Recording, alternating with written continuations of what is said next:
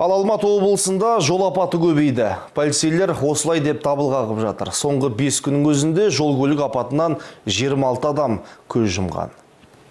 Жан түршігерлік көлік апаты Талғар қаласынан шыға берісте болған. 5 адам мінетін көлікке нығыздалып, 10 адам отырған Mitsubishi Lancer автокөлігі жолдың қарсы бетіне шығып кетіп, 9 азаматты ажал құшты. Түн ортасында доп ойнап үйлеріне сәл ғана қалған сәтте болған апатты құзырлы орган былай түсіндіреді. Адами фактор.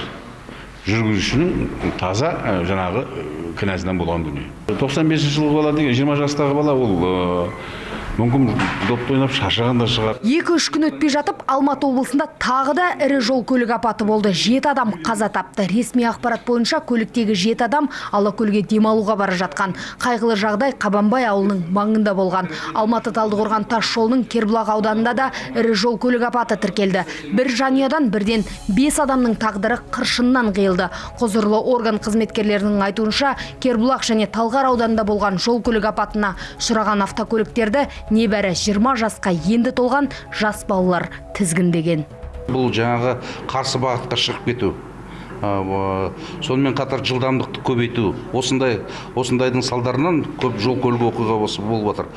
Сонымен қатар 1 жылдан 3 жылға жаңағы стаждары бар жаңағы жүргізушілер. Жалпы жыл басынан бері Алматы облысында 900-ден аса жол көлік оқиғасы тіркелді. Салдарынан 280-ге жуық адам қаза болды. Құзырлы орган мәліметіне сенсек, жалпы биылғы көрсеткіш былтырғымен салыстырғанда едәуір аз, бірақ соңғы тіркелген 3 ірі жол көлік апатынан 26 адамның қаза болуы мамандарды қатты алаңдатып отыр. Сондықтан жолда барынша жол ережелерін сақтап, абай болуды ескертеді.